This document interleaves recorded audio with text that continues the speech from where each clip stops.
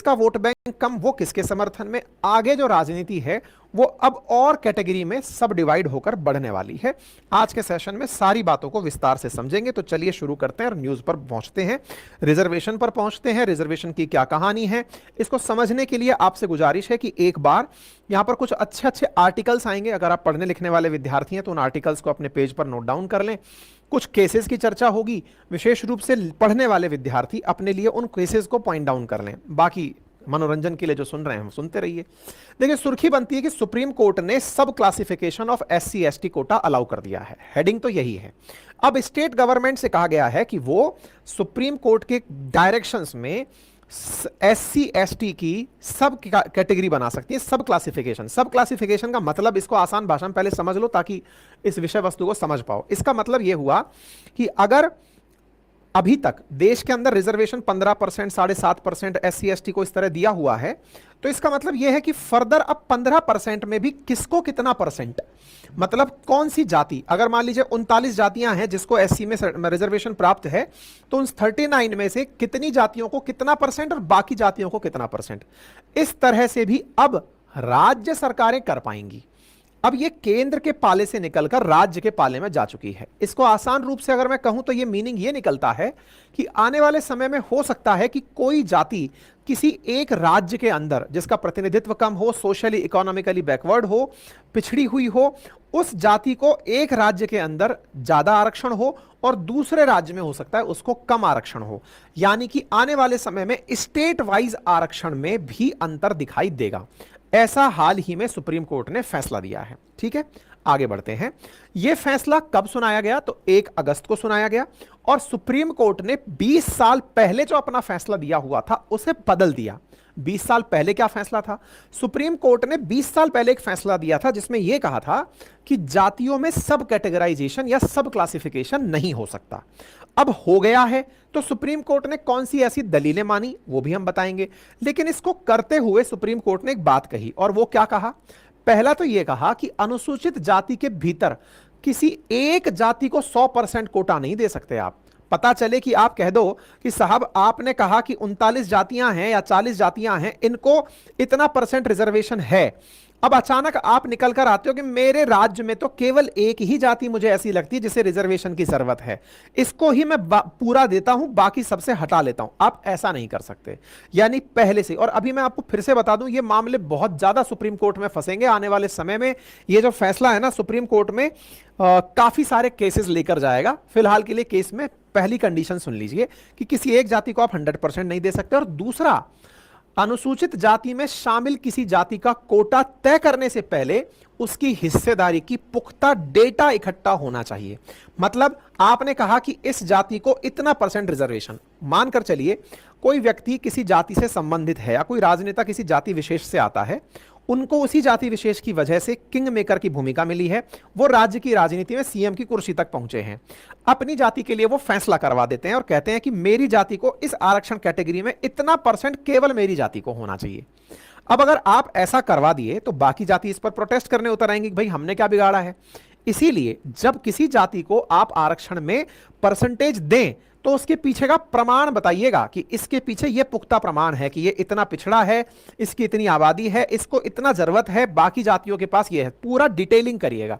अब चूंकि ये जिम्मेदारी राज्यों पर सौंप दी गई है और भारत के लगभग 17 राज्य ऐसे हैं जो जाति की राजनीति के चलते वोट बैंक को बदलते हुए देखते हैं, ऐसी स्थिति में सोचिए कि 17 राज्यों के अब 17 केसेस तो सीधे सीधे सुप्रीम कोर्ट पहुंचने वाले हैं, क्योंकि वो अपने लेवल पर कुछ ना कुछ कारस्तानी करेंगे और सुप्रीम कोर्ट में वो मामला वाद विवाद में पहुंचेगा और फिर हम डिस्कस करेंगे। फिलहाल के लिए सुप्रीम कोर्ट की 7 जजेस की फैसले बेंच ने 6-1 से फैसला दिया। 6 जजेस ने तो सहमति में फैसला दिया कि कर दो भैया सब क्लासिफिकेशन। एक जज ऐसी थी जिन्होंने इस फैसले का विरोध किया, और उस फैसले के विरोध में उन्होंने जो तर्क दिया ना, वो बहुत प्यारा तर्क है और यहीं से विद्यार्थियों को एक बहुत बढ़िया इनपुट मिलता है। और वो क्या है, असल में अनुच्छेद 341 के खिलाफ बताया गया है इसे। अब ये क्या है मैं आपको बताता हूं। असल में भारत के अंदर जो SC है या ST है, इसका डिसीजन प्रेसिडेंट के द्वारा किया जाता है। शेड्यूल कास्ट का जो क्लासिफिकेशन है वो आर्टिकल 341 के तहत किया जाता है। 341 प्रेसिडेंट को पावर देता है कि president may with respect to any state और union territory and where it is a state after consultation with the governor thereof by public notification specify the caste, race or tribe or part of an group within caste, race or tribe which shall for the purpose for this constitution to deemed to be scheduled caste in relation to that state or union territory as the case may be। मतलब बोले ये हमारे देश में राष्ट्रपति की power है कि वो किसी राज्य अथवा यूनियन टेरिटरी में किसे शेड्यूल कास्ट में रखते हैं। ऐसी स्थिति में जब ये पावर राष्ट्रपति की है तो सुप्रीम कोर्ट इस पावर को उठाकर राज्य सरकारों को दे रहा है। राज्य सरकारों को अगर पावर दे रहे हो तो ये बड़ा सवाल है कि आपने ये पावर राज्यों को दे कैसे दी। तो आंसर बना, सुप्रीम कोर्ट के पास एक आर्टिकल की पावर है जिसका नाम है आर्टिकल नंबर 142। तो आर्टिकल नंबर 142 की पावर को आपने यूज किया और 341 की पावर को आपने हटा दिया। यानी सुप्रीम कोर्ट ने केंद्र की पावर, राष्ट्रपति की पावर को कम करते हुए अपने स्तर पर राज्यों को पावर ट्रांसफर कर दिया। तो क्या यह एक जुडिशियल एक्टिविज्म नहीं है? क्या यह एक न्यायिक सक्रियता नहीं है? न्यायपालिका already article 13, article 32, article 141, article 142 इनके चलते न्यायिक सक्रियता के लिए काफी क्रिटिसाइज की जाती रही है। बहुत बार ये सवाल उठते हैं कि सुप्रीम कोर्ट अपनी मनमर्जी करती है। किस मामले में? जब उसे लगता है कि केंद्र इस फैसले के साथ नहीं है तो चलो हम फैसला सुना करके राज्यों को अपनी तरफ से ऑर्डर दे देते हैं। बहुत बार सुप्रीम कोर्ट का आर्टिकल 142 देश में न्याय व्यवस्था के लिए बहुत बड़ी ताकत बनकर भी उभरा है।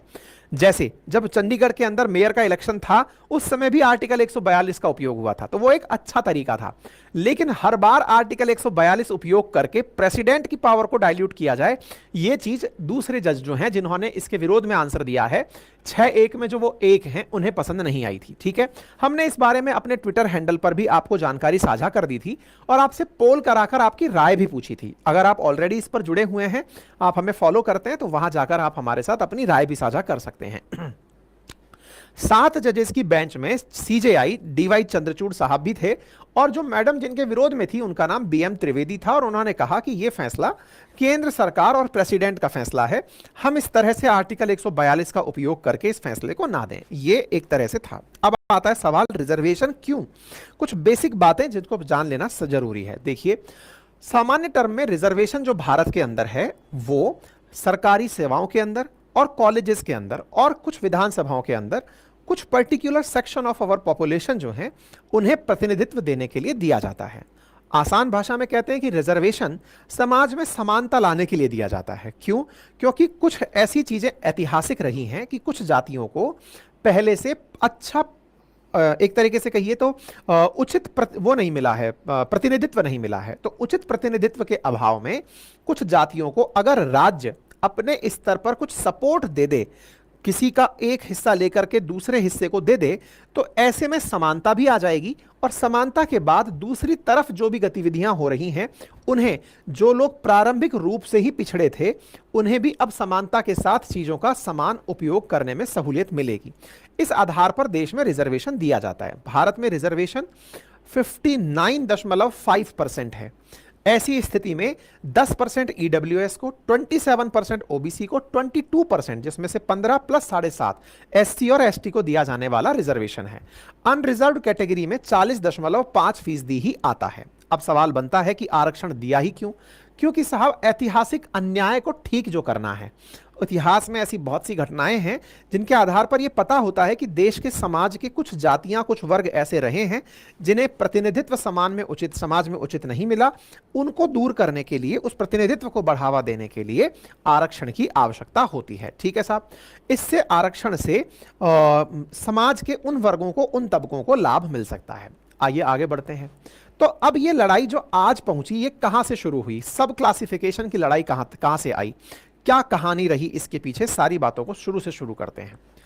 देखिए, पंजाब राज्य भारत में वर्ष 1975 में ओबीसी को ध्यान में रखते हुए एससी के अंदर सब क्लासिफिकेशन कर दिया। अब ये क्या है, थोड़ा सा समझते हैं।